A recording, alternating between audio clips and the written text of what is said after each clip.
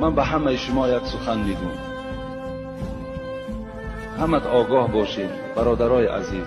من هر یک سخنی که برای شما میگم وای سند دارد، وای دلیل دارد.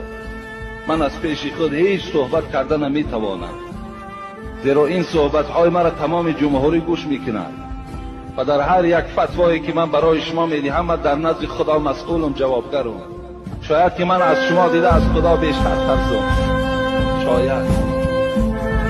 از این خاطر من آن چیزی که میگم فقط برای آبادی اسلام است، برای پیشروی اسلام است، برای بیدار کردن شما است.